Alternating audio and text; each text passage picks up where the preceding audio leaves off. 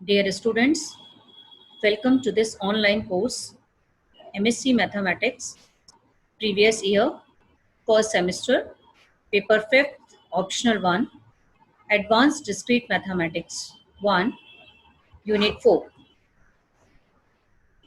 Myself, Archana Basari, Assistant Professor of Mathematics, St. Aloysius College, Jabalpur.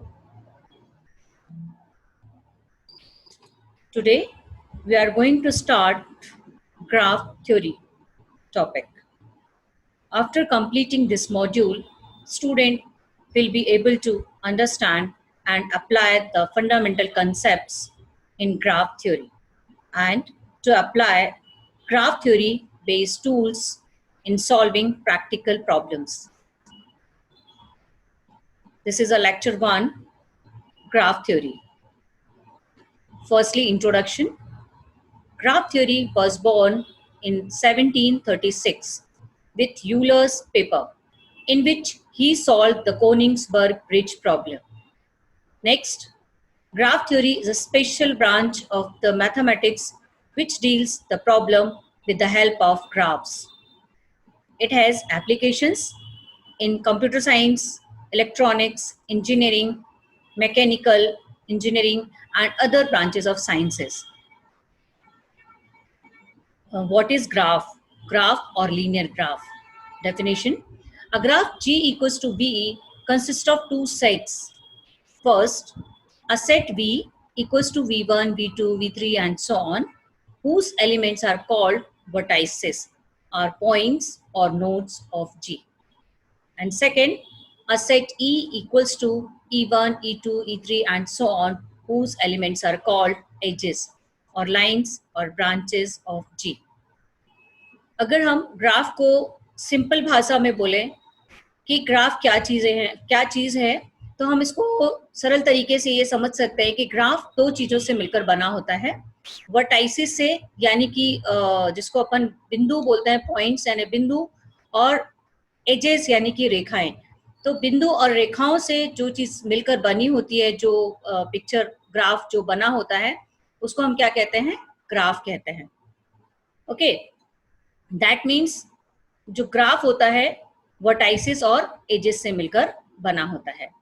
For example, let capital V equals to V1, V2, V3, V4 and V5 and E equals to E1, E2, E3, E5, E6, E7 and E8.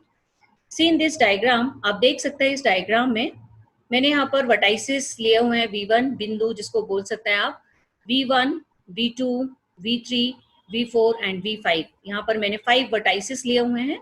Edges मैंने यहाँ पर लिया हुआ E1, E2, E3, E4, E5, E6, E7 and E8. तो इस तरह से 8 edges और 5 वर्टाइसिस मैंने यहाँ पर लिया हुआ है. देख सकते हैं आप, V1, V2, V3, V4 and V5 vertices and 8 edges. तो इस तरह से ये जो डायग्राम आपको दिख रहा है, ये क्या कहलाता है? This is a graph with 5 vertices and 8 edges.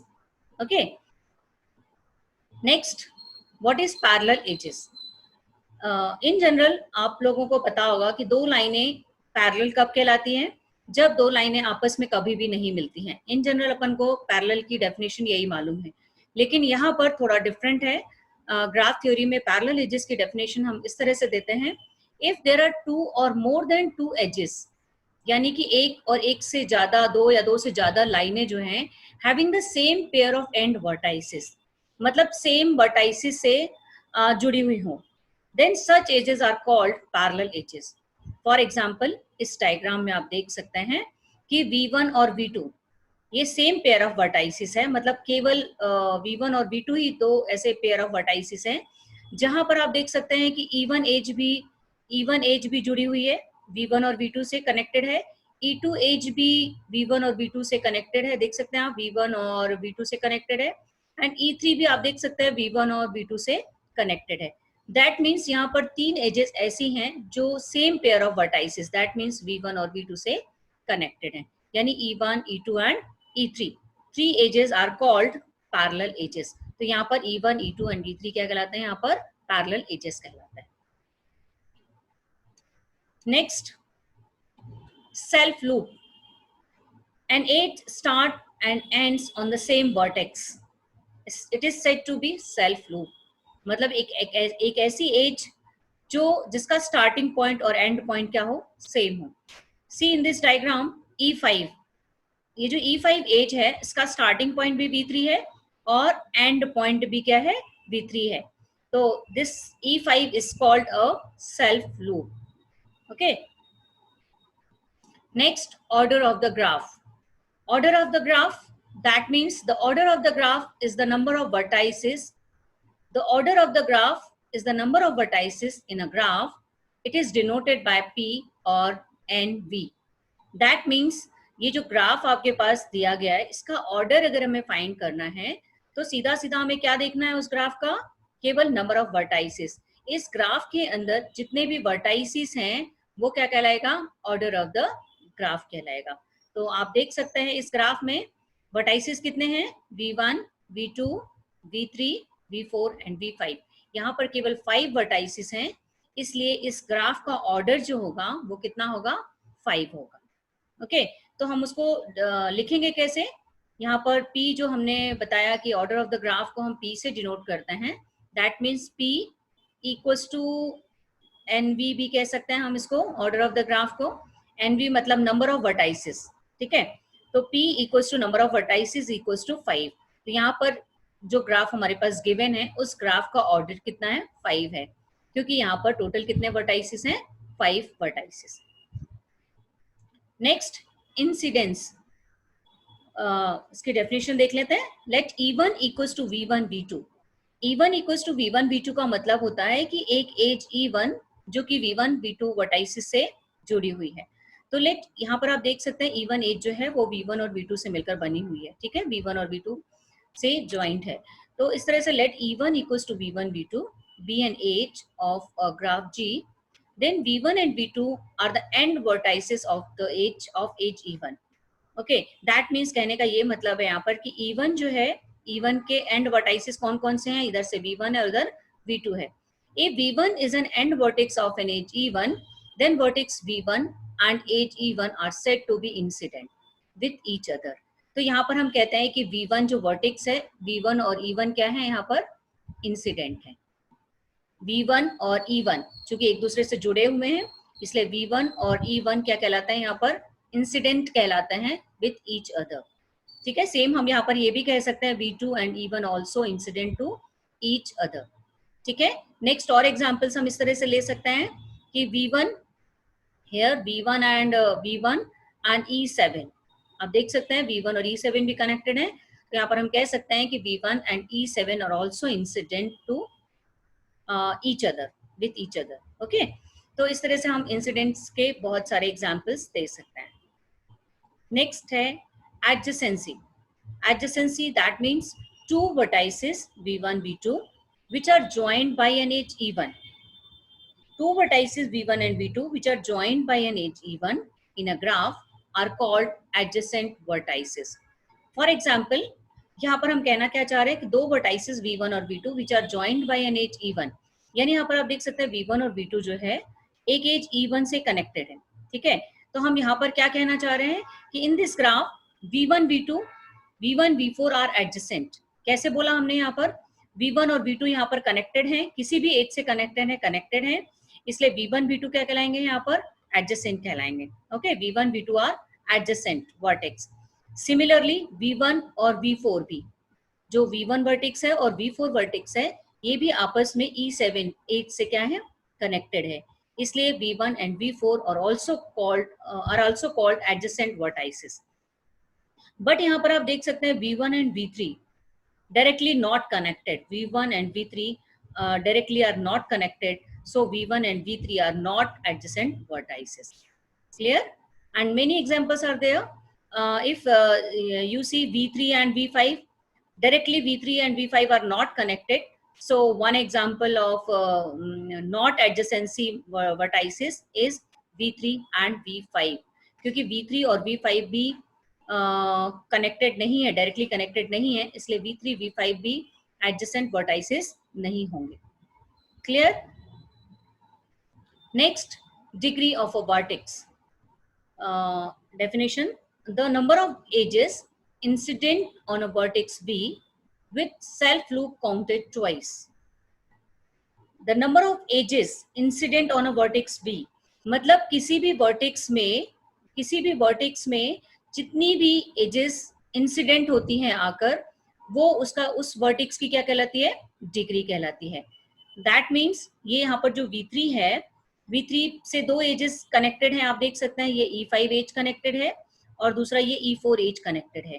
तो ये V3 की जो डिग्री होगी वो कितनी होगी, 2 होगी, क्योंकि यहाँ पर V3 पर दो एजेस कनेक्टेड, एक ये हो गई और एक ये हो गई.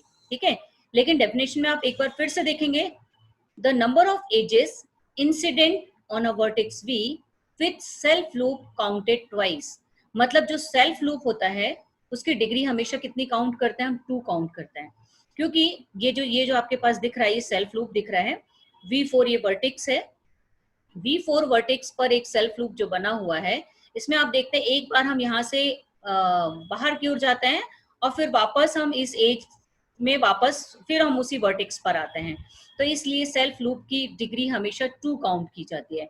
तो इस तरह से अगर मैं बोलूँ तो V4 की डिग्री कितनी है, तो V4 कितनी एजेस से कनेक्टेड है, एक तो ये E5 से कनेक्टेड है V4, एंड इधर देख सकते हैं आप E6 से कनेक्टेड है, और मैंने आपको बताया अभी सेल्फ लूप की डिग्री कितनी काउंट करेंगे हम, हमेशा 2 काउंट करेंगे, क्योंकि यहाँ पर आपको दिखाया, मैंने बताया भी, with self loop counted twice, यानी सेल्फ लूप की डिग्री हमेशा कितनी काउंट की जाएगी, 2. और क्यों, मैंने आपको बताया कि एक बार हम यहाँ बाहर जा रहे हैं और एक बार यहाँ पर एंटर हो रहे हैं, तो इस तरह से इसकी डिग्री हमेशा 2 काउंट करेंगे. तो V4 की डिग्री कितनी हो गई, ये सेल्फ लूप की वजह से 2 हो गई, और ये E5 भी कनेक्टेड है V4 से और E6 भी कनेक्टेड है V4 से. तो इस तरह से आपने देखा कि V4 की डिग्री 2 ये हो गई, 1 ये और एक 1 ये, मतलब टोटल कितनी हो गई डिग्री यहाँ पर V4 की, 4 डिग्री हो गई. तो इस तरह से degree of V4 is equals to कितना आएगा हमारे पास, V4 की डिग्री यहाँ पर 4 होगी. अब इसी तरह से अगर हम V1 की डिग्री फाइंड करें, तो V1 की डिग्री आप देख सकते हैं, V1 से कितनी एजेस यहाँ पर कनेक्टेड है, E1 भी कनेक्टेड है, E2 भी देख सकते हैं आप V1 से कनेक्टेड है, E3 भी आप देख सकते हैं V1 से कनेक्टेड है, एंड E6 ऑल्सो कनेक्टेड है V1 से. तो इस तरह से V1 से 4 एजेस कनेक्टेड है, E1, E2, E3 and E6. इसलिए V1 की भी डिग्री कितनी होगी हमारे पास, 4 होगी. तो यहाँ पर देख सकते हैं आप, degree of V1 equals to 4 लिखा हुआ है. सेम आप देख सकते हैं V2 की डिग्री भी यहाँ से निकाल सकते हैं. V2 भी 4 एजेस वहां पर V2 पर इंसिडेंट हो रही हैं, आकर जुड़ रही हैं एजेस. तो V2 से कौन कौन सी एजेस कनेक्ट हो रही हैं, E1, E2, E3 and E4 also. That means V2 की डिग्री भी कितनी होगी हमारे पास, 4 होगी. ठीक है, अब अगर हम V3 की डिग्री निकालना चाहें, तो V3 की डिग्री मैं आपको पहले भी बता चुकी हूँ, V3 से केवल 2 ही एजेस कनेक्टेड है, E5 एंड E4. तो V3 की डिग्री ऑफ V3 कितनी होगी, 2 होगी. तो इस तरह से आपने देखा degree of V3 is equals to 2, और V4 की डिग्री मैं पहले ही बता चुकी हूँ, degree of V4 is equals to 4. तो इस तरह से हम किसी भी वर्टेक्स की डिग्री फाइंड करने के लिए हम ये चेक करते हैं कि उस वर्टेक्स से कितनी एजेस कनेक्टेड हैं. जितनी एजेस कनेक्टेड होंगी वो उस वर्टेक्स की क्या होती है, डिग्री होती है. और दूसरी बात, सेल्फ लूप अगर कहीं पर बना हुआ है तो उसकी डिग्री हमेशा 2 काउंट करता है. Okay, next, even vertex and odd vertex. What is even vertex and odd vertex? Even vertex, that means a vertex which has even degree. कोई भी vertex की डिग्री अगर even है is called even vertex. Again repeated, a vertex which has even degree. Even degree मतलब जिस vertex की degree even हो. Even means 2, 4, 6, 8 and so on. Even number हो, तो वो vertex क्या कहलाता है हमारे पास, even vertex कहलाता है. Clear? And next, odd vertex. Odd vertex same, a vertex with odd degree. जिस vertex की डिग्री कितनी होती है, odd होती है. odd number मतलब 1, 3, 5 and so on. तो वो vertex क्या कहलाता है हमारे पास, odd vertex कहलाता है.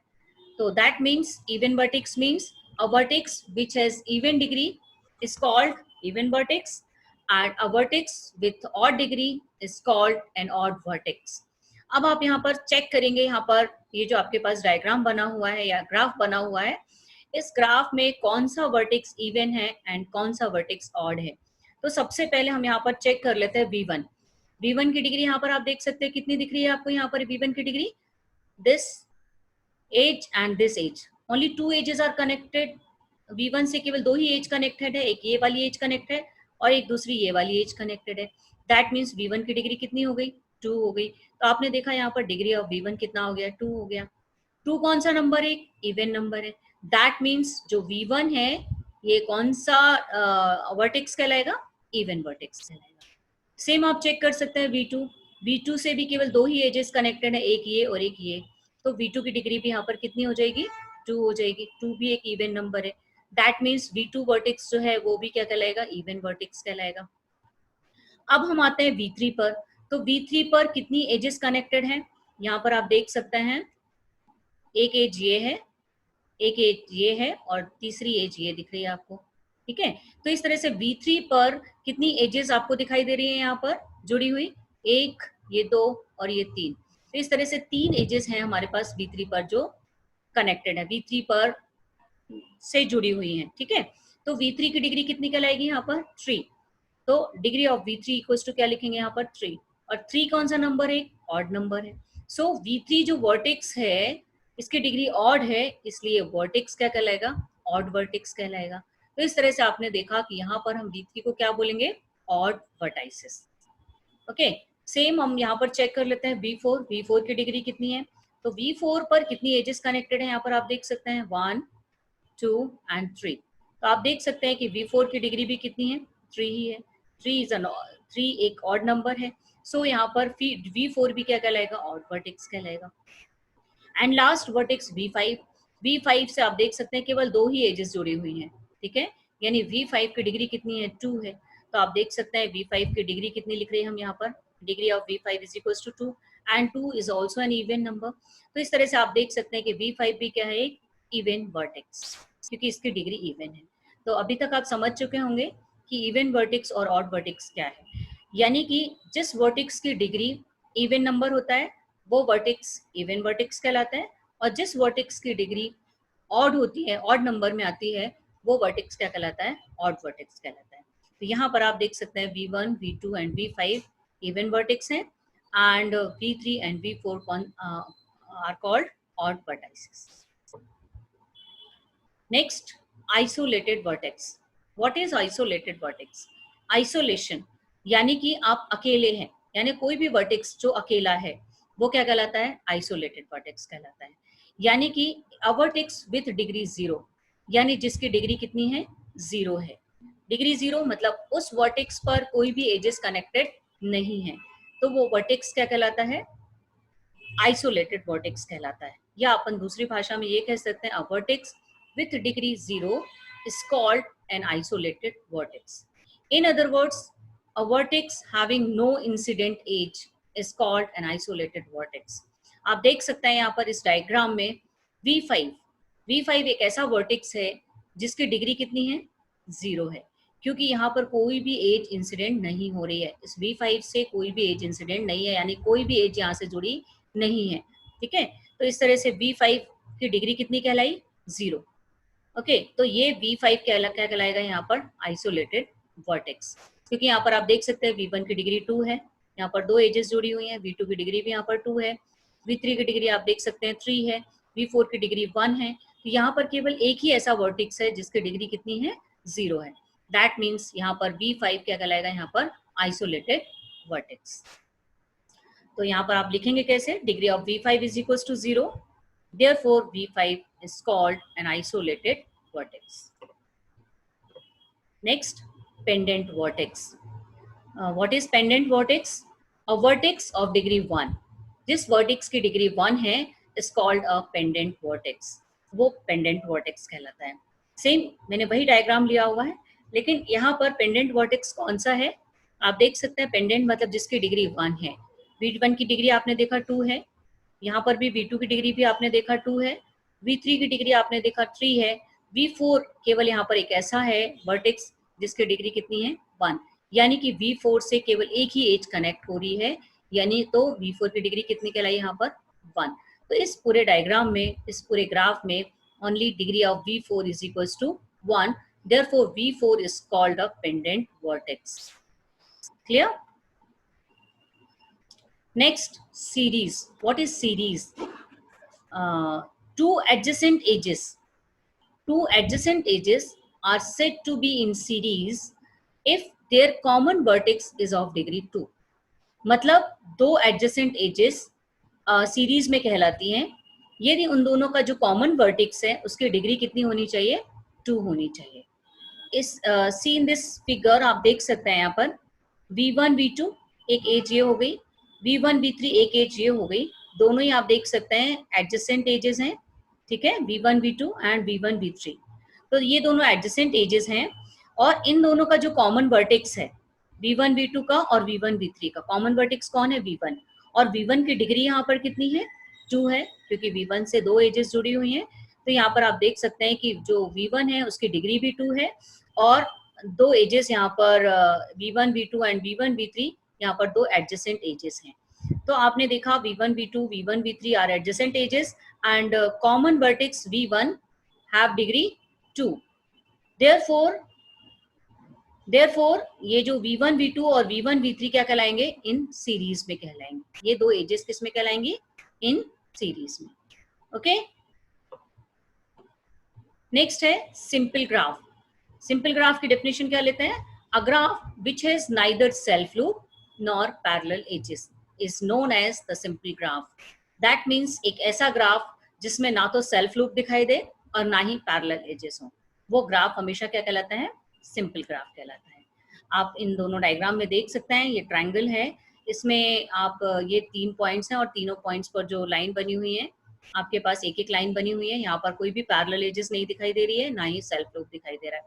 ये स्टार में भी आप देख सकते हैं कोई भी पैरेलल एजेस नहीं है और ना ही सेल्फ लूप है. तो ये दो एग्जाम्पल हैं आपके पास सिंपल ग्राफ. नेक्स्ट आता है सब ग्राफ. सब ग्राफ के नाम से ही पता चल रहा है कि कोई भी ग्राफ होगा और उसका सबसेट होगा.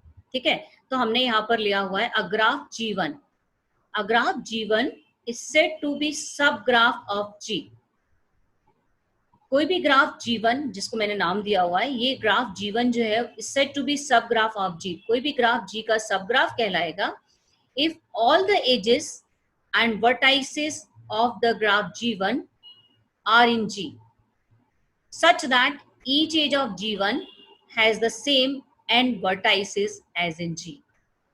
या सीधा सीधा मैं अगर समझाऊं आपको तो यहाँ पर मान लीजिए कि ये आपके पास कोई भी गिवन ग्राफ है G है और ये उसका एक सब ग्राफ है, मान लीजिए G1. ठीक है, तो इस सब ग्राफ का मतलब ये हुआ कि जो हम सब ग्राफ में जितने भी वर्टाइसिस ले रहे हैं वो सारे वर्टाइसिस कहाँ से होने चाहिए, जो हमारे पास गिवन ग्राफ है उसी ग्राफ से हमको वर्टाइसिस लेना है.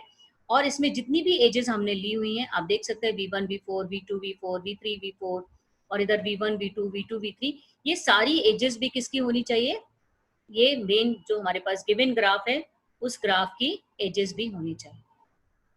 तो अगर हम जो ग्राफ G1 ले रहे हैं जिसको हम सब ग्राफ कह रहे हैं, ग्राफ G का कब कहलाएगा इसका सब ग्राफ, जब इस सब ग्राफ में यानी इस ग्राफ G1 में सारे वर्टाइसेस और सारी एजेस किसकी हो, ग्राफ G की हो. यानी कि इसमें हम कोई भी एक्स्ट्रा एज अपने आप से ज्वाइन नहीं कर सकते हैं जो इसमें नहीं है. ठीक है, अगर आपने इसमें कोई भी एक्स्ट्रा एज डाल दी, मान लीजिए मैंने यहाँ से अगर कोई लाइन खींच दी, तो ये जो है ये वाले ग्राफ का सब ग्राफ नहीं कहलाएगा. ये केवल तभी कहलाएगा जब इस ग्राफ के जो वर्टाइसिस हैं, एजेस हैं, सारे सेम हो मतलब V1 V2 V3 V4 बस इसमें 4 हैं, तो यहाँ पर भी इसी के ही हैं सारे वर्टाइसिस और इसी की जितनी भी एजेस में एजेस हैं वो सारी आप देख सकते हैं इसी की हमने एजेस ली हैं, कोई नई एजेस यहाँ पर मैंने ऐड नहीं की है. ठीक है, तो ये वाला जो ग्राफ है आपके पास इसको हम G1 कह सकते हैं हम अपने क्वेश्चन के अकॉर्डिंग, और ये ग्राफ क्या हमारे पास G है.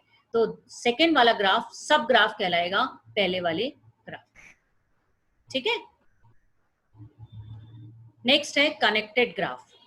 कनेक्टेड ग्राफ का क्या मतलब है, कनेक्टेड का मतलब ही होता है कि सारे वर्टाइसिस एक दूसरे से क्या होने चाहिए, कनेक्टेड होना चाहिए. तो a graph is said to be connected if there is at least one path means कोई भी लाइन, एज, या जिसको आप कह सकते हैं एज या लाइन कह सकते हैं, कि if there is at least one path between every pair of vertices in G. or we can move from a vertex to another vertex along edges. Otherwise, G is disconnected. For example, connected का मतलब आप लोगों को पता है सीधा सीधा कि कोई भी दो वर्टाइसिस के बीच में कम से कम एक पाथ मतलब कोई भी रास्ता कह सकते हैं या एज कह सकते हैं, कोई भी लाइन होनी चाहिए, तो कोई वो ग्राफ क्या कहलाएगा, कनेक्टेड कहलाएगा। आप इस ग्राफ में देख सकते हैं कि कोई भी वर्टेक्स अकेला ऐसा नहीं है जो कि किसी भी वर्टेक्स से कनेक्टेड ना हो। दैट मीन्स मेरा कहने का मतलब कहीं ना कहीं एक दूसरे से सारी वर्टाइसिस क्या है, डिसकनेक्टेड ग्राफ। अब हम यहाँ पर बताना चाह रहे हैं कि डिसकनेक्टेड ग्राफ क्या होता है, ठीक है।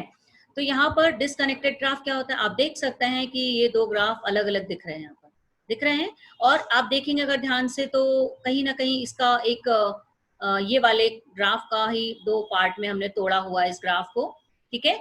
एक हमने पार्ट लिया है ये वाला V1 V2 V4, आप देख सकते हैं V1 V2 V4 हमने ये लिया हुआ है, और दूसरा पार्ट हमने लिया हुआ है V3 V5 और V6। तो इस तरह से आप देख सकते हैं कि ये दोनों अपने आप में तो कनेक्टेड हैं, बट आपस में एक दूसरे से कनेक्टेड नहीं है। ये अलग है ट्राइंगल आपका, और ये जो आपके पास पार्ट है ये अलग है। यानी ये जो ग्राफ था ये दो पार्ट्स में टूटा हुआ है, यहाँ पर आप देख सकते हैं। तो ये जो ग्राफ कहलाएगा ये डिसकनेक्टेड ग्राफ कहलाएगा, क्योंकि V3 जो वर्टेक्स है या V3 V4 V3 V5 और V6 में कोई भी वर्टेक्स ये पहले वाले ग्राफ से कनेक्टेड नहीं है। इसलिए ये जो ग्राफ है, ये दोनों जो ग्राफ दिख रहा है आपको, ये दोनों ग्राफ क्या कहलाएंगे, डिसकनेक्टेड ग्राफ कहलाएंगे। नेक्स्ट है components. What is components? Components क्या कहलाते हैं, each of the connected part. जैसा मैंने आपको अभी इसके पहले वाले डायग्राम में बताया, ये जो डिसकनेक्टेड ग्राफ था, ये ग्राफ को मैंने यहाँ पर दो पार्ट्स में तोड़ा है, आप देख सकते हैं यहाँ पर डिसकनेक्टेड ग्राफ। यही जो डिसकनेक्टेड ग्राफ है, ये पहला जो डिसकनेक्टेड ग्राफ है आपस में तो कनेक्टेड है ना, V1 V2 एंड V4 तो कनेक्टेड है ना, तो ये भी एक कनेक्टेड पार्ट कहलाएगा, और ये भी अपने आप में एक कनेक्टेड पार्ट कहलाएगा। तो इस तरह से हम यहाँ पर डेफिनेशन कंपोनेंट्स की क्या देते हैं, each of the connected part of the disconnected graph is called components. The number of components of a graph G is denoted by Kg, K of G. A graph G is connected if and only if K of G equals to 1.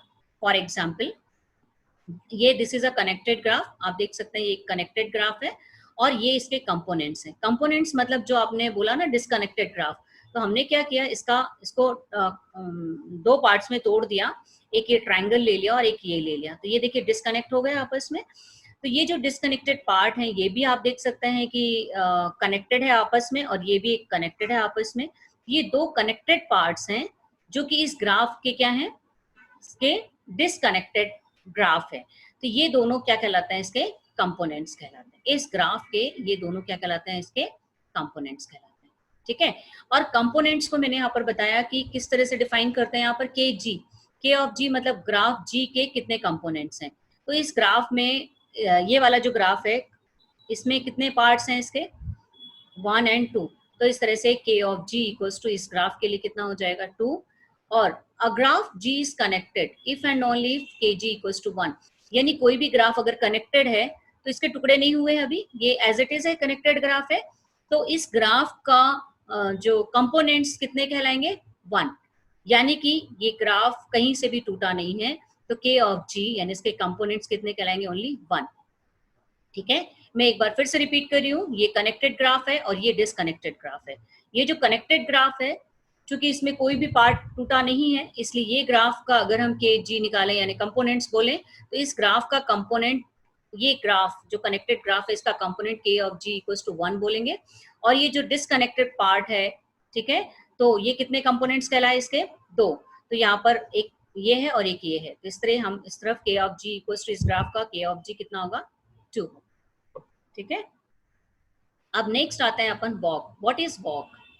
तो walk in a graph G is a finite alternatively sequence of vertices and edges। मतलब walk क्या होता है, जहां पर finitely alternative sequence of vertices and edges, मतलब हम vertices पे जा रहे हैं फिर edges पे जा रहे हैं, इस तरह से हम कंटिन्यू करते जाते हैं vertices और edges पे जाते जाते हैं। लेकिन कुछ रूल है इसके लिए, beginning and ending with same or different vertices। मतलब जहां से हम चलना स्टार्ट कर रहे हैं वहीं पे पहुंचे, या जहां से चलना स्टार्ट कर रहे हैं और किसी दूसरे प्लेस पर पहुंचे। Such that no edge can appears more than once. इसमें एक रिस्ट्रिक्शन है कि कोई भी एज दोबारा रिपीट नहीं होनी चाहिए। Such that no edge can appear more than once. However a vertex may be, कहने का ये मतलब है कि वर्टेक्स हम रिपीट कर सकते हैं लेकिन एजेस रिपीट नहीं होनी चाहिए। Walk can also be referred as edge chain. Walk को हम एक प्रकार से ये भी कह सकते हैं कि एज की हमने क्या बनाई है, चेन बनाई है। एज यानी कि कोई भी लाइंस की चेन बनाई हमने, ठीक है। तो आप इस डायग्राम में देख सकते हैं, फॉर एग्जाम्पल ये आपके पास कोई भी ग्राफ दिया हुआ है और इस ग्राफ का आपने यहाँ पर ये क्या बनाया हुआ है, एक वॉक बनाया हुआ है। इसमें आपने V1 से स्टार्ट किया चलना और हमको मान लीजिए V1 से चल के कहाँ तक जाना है, V7 तक पहुंचना है। तो V1 से आप देख सकते हैं, V1 से चल के आप V2 पर आए, V2 से चल के आप V5 पर आए, V5 से चलकर आप V3 पर गए। आप इसी से ले रहे हैं, इसी से आप ये ले रहे हैं जो वॉक है। तो V1 V2, V2 से V5 V3 एंड देन ये जो बी लाइन है एफ लाइन, और उससे होते हुए V6 पर पहुंचे और V7 पर पहुंचे। तो इस तरह से आपने देखा कि हमने इस ग्राफ का ये एक वॉक बनाया हुआ है। इस वॉक में आपने देखा कि मैं कोई भी एज को मैं दोबारा टच नहीं कर रही हूँ। मतलब मैंने V1 से चलना शुरू किया V7 तक, तो इसमें जितनी भी एजेस हैं A, B, D, F और I, जितनी भी एजेस हैं मैंने केवल उस पर एक ही बार चले हैं, दोबारा हमने वहां पर नहीं गए हैं, ठीक है। तो इस तरह से ये जो ये वॉक है, वॉक मतलब यहाँ पर कोई भी एजेस रिपीट नहीं होती हैं लेकिन वर्टाइसिस रिपीट हो सकते हैं। हाउ एवर वर्टिक्स में भी, यानी अगर कहीं पर जरूरत पड़े तो हम वर्टिक्स को रिपीट कर सकते हैं, ओके। तो ये मैंने आपको बताया कि this is a graph and this is a walk of this graph. Next, properties of a walk. Every walk a graph G is a सब graph of G। First property कह रही है कि प्रत्येक वॉक, ग्राफ का प्रत्येक walk क्या होता है, उस ग्राफ का क्या होता है, सब ग्राफ होता है। आप इस डायग्राम में देख सकते हैं कि ये जो दिख रहा है, ये वॉक जो दिख रहा है, इस वाले ग्राफ का क्या दिख रहा है आपके पास, सब ग्राफ दिख रहा है। हमने ये इसी से लिया हुआ है सारे एजेस और वर्टाइसिस। तो ये जो है इस ग्राफ का क्या है, सब ग्राफ होता है। यानी कि जो वॉक होता है हमेशा ग्राफ का क्या कहलाता है, सब ग्राफ होता है। नेक्स्ट है, अ self loop may be a part of the walk. Self loop को बोल रहा है कि ये एक वॉक का पार्ट है। क्यों है, क्योंकि सेल्फ लूप क्या होता है, जिसका स्टार्टिंग पॉइंट और एंड पॉइंट क्या होते हैं, सेम होते हैं, वो क्या कहलाता है, वॉक कहलाता है। तो ऑब्वियसली मैंने वॉक की डेफिनेशन में अभी अभी बताया कि उसका स्टार्टिंग पॉइंट और एंड पॉइंट क्या हो सकता है, सेम भी हो सकता है, ठीक है। तो उसका हमने क्या ले लिया, स्टार्टिंग पॉइंट और उसका एंड पॉइंट सेम है वॉक का, सॉरी सेल्फ लूप का।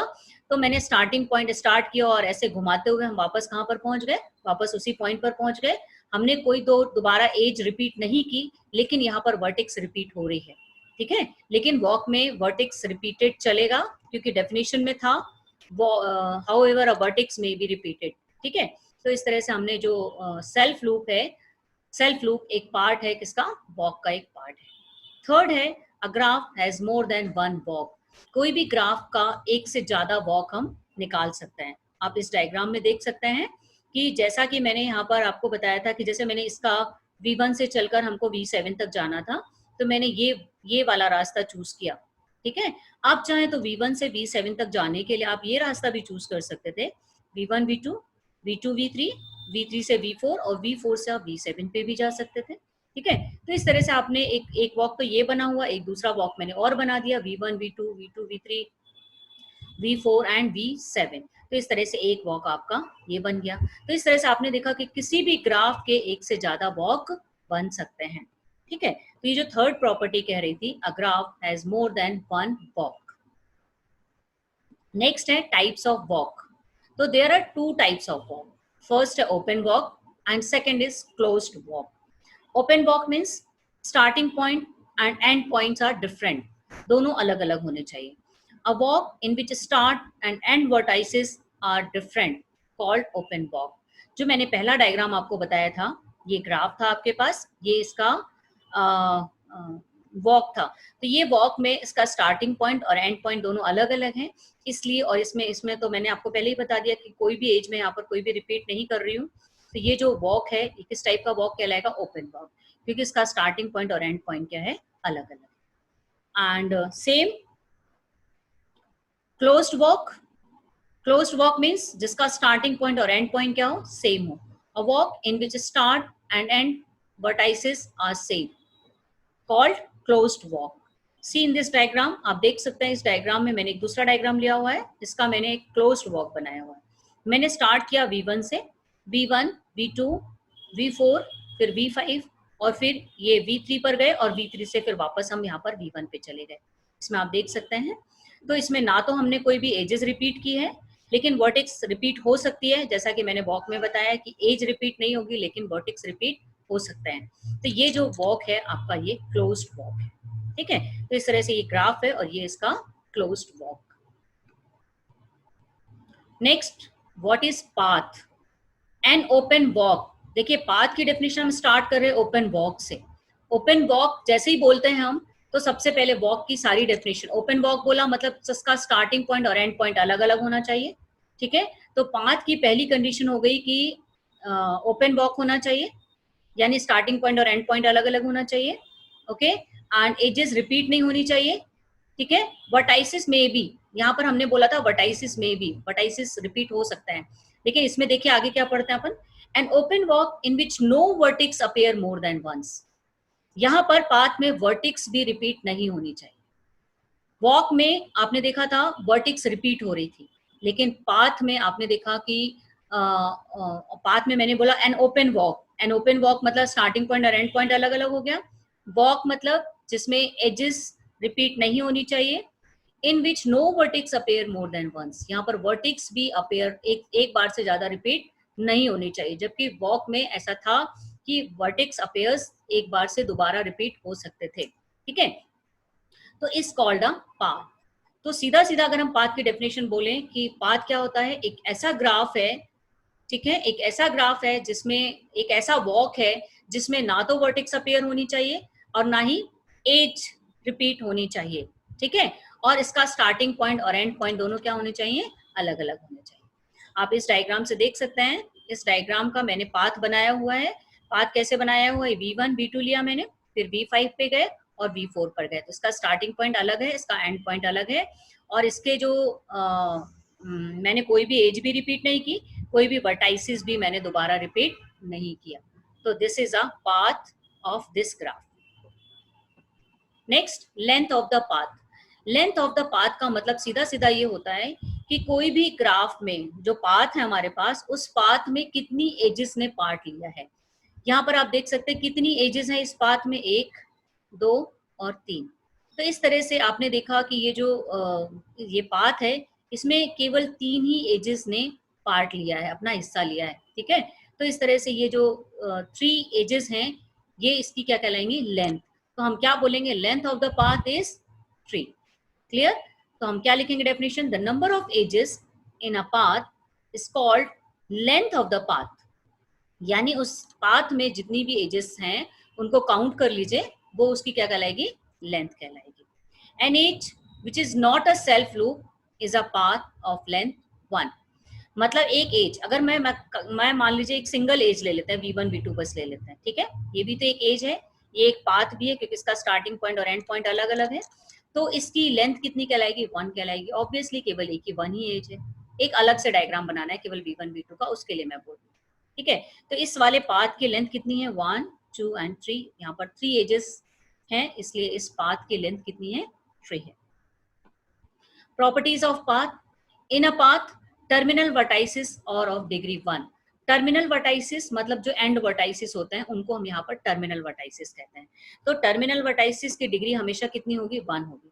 आप देख सकते हैं, ये आपके पास पाथ का एग्जाम्पल है. यहाँ पर टर्मिनल वर्टाइसिस मतलब एंड वर्टाइसिस V1 और V4 हैं. तो V1 की डिग्री भी यहाँ पर 1 है और V4 की डिग्री भी यहाँ पर आप देख सकते हैं 1 है. ठीक है, तो आपने देखा कि दोनों की डिग्री कितनी है, यहाँ पर 1 है. यही हम बताना चाह रहे थे. In a path terminal vertices are of degree 1. Rest of the intermediate vertices are of degree 2 only. Rest of the intermediate vertices का मतलब हुआ कि इसके अलावा, इन दोनों के अलावा बाकी जितने भी बीच में vertices पड़ते हैं, वो इनके intermediate vertices कहलाते हैं. तो ये intermediate vertices की डिग्री कितनी है, आप देख सकते हैं यहाँ पर 1 and 2. केवल 2 ही एजेस जुड़ी हुई है V2 पर. तो ये V2 की डिग्री कितनी है, यहाँ पर 2 है. और यहाँ पर V5 भी देख सकते हैं आप, इसकी भी डिग्री 2 है. तो इस तरह से आपने देखा कि इंटरमीडिएट वर्टाइसिस की डिग्री हमेशा कितनी होती है, 2 only. Next, length of the path, length of the path is number of edges which contributes to form a path. मतलब length of the path, path की जो लेंथ होती है वो हमेशा कितनी होती है, is number of edges, edges की नंबर काउंट करके लिखते हैं ना अपन, which contributes to form a path, जो कि उस पाथ में उस पाथ में जितनी भी एजेस कंट्रीब्यूट होती हैं वो उसकी लेंथ कहलाती है। मैं पहले भी बता चुकी हूँ डेफिनेशन में, लेंथ ऑफ द पाथ की डेफिनेशन में। फोर्थ है, the length of a path is always 1 less than the number of vertices in that path. मतलब जो पाथ की लेंथ होती है वो हमेशा एक कम होती है, किससे, टोटल नंबर ऑफ वर्टाइसिस से। आप देख सकते हैं इस डायग्राम में वर्टाइसिस कितने हैं, 1 2 3 एंड 4, ओनली 4 वर्टाइसिस हैं, जबकि इसकी लेंथ कितनी है, इस पाथ की लेंथ 3 है। तो इस तरह से वर्टाइसिस 4 थे, लेंथ कितनी है इसकी, 3 है, यानी एक कम। तो इस तरह से आपने देखा कि जो लेंथ होती है वो हमेशा एक कम होती है, किससे, वर्टाइसिस से। ठीक है, ये फोर्थ प्रॉपर्टी थी आपकी ये। नेक्स्ट है सर्किट और साइकिल। सर्किट का मतलब सीधा सीधा a closed walk. Closed walk में स्टार्टिंग पॉइंट और एंड पॉइंट सेम होता है, in which no vertex appears more than once. उसके अलावा स्टार्टिंग पॉइंट और एंड पॉइंट, क्योंकि क्लोज्ड वॉक है तो क्लोज्ड वॉक में तो ऑब्वियसली स्टार्टिंग पॉइंट और एंड पॉइंट सेम होता है, उसको छोड़कर in which no vertex appear more than once, एक बार से दोबारा रिपीट नहीं होना चाहिए कोई भी वर्टेक्स। ठीक है, और वॉक बोल रहे हैं मतलब कोई भी एज भी रिपीट नहीं होनी चाहिए, इज कॉल्ड अ सर्किट। तो आप इस डायग्राम में देख सकते हैं, this is a circuit, this is also a circuit. अगर हमने यहाँ से स्टार्ट किया और हम अलग अलग एज पे होते हुए हम वापस वहां पर पहुंच गए, ये क्लोज्ड वॉक हो गया, कोई भी एज भी हमने दोबारा रिपीट नहीं की। ठीक है, वर्टिक्स, वर्टिक्स के बारे में अगर हम बोले तो केवल स्टार्टिंग पॉइंट बस हमारे पास जो है वो रिपीट होता है, लेकिन हमने एग्जैक्टली क्लोज्ड वॉक बोल दिया तो हमारे पास वो भी खत्म हो गया। Which no vertex appear more than once, मतलब उसके अलावा कोई और दूसरी वर्टिक्स दोबारा रिपीट नहीं होनी चाहिए। तो 2 एग्जाम्पल आपके पास यहाँ पर दिख रहे हैं, ये किसके एग्जाम्पल हैं, सर्किट के एग्जाम्पल, सर्किट और साइकिल के example. Next, references for further reading. तो आपको ग्राफ थ्योरी के बारे में और अच्छे से समझने के लिए आपको ये मैंने यहाँ पर 4 बुक्स के नाम दिए हुए हैं, जेपी ट्रम्बले एंड आर मनोहर, इनकी डिस्क्रीट मैथमेटिकल स्ट्रक्चर नाम है इस बुक का, मैकग्रॉ हिल की है ये book, and Deo, graph theory with application, Prentice Hall, CLU, Elements of Discrete Mathematics, and Seymour Lipsis, Moore Lipson's Discrete Mathematics। तो इस तरह से ये 4 बुक्स के मैंने जो नाम दिए हैं, इनको एक बार आप लोग बाकी चीज़ें समझने के लिए और इसका बेसिक समझने के लिए आप इन सब बुक्स का यूज़ कर सकते हैं। Assess yourself, यहाँ पर मैंने आप लोगों को कुछ क्वेश्चंस दिए हुए हैं जो आप लोग अपने आप को एसेस करेंगे। Define with examples, first graph, parallel edges, self loop, order of the graph, degree of a vertex, even or odd vertex, and question second है define walk with properties, and question third define path with properties, and fourth example है find the degree of all vertices in this figure। इसमें जितने भी vertices दिए गए हैं इन सब की डिग्रीज आपको फाइंड करनी है। Thank you. Thank you for your patience.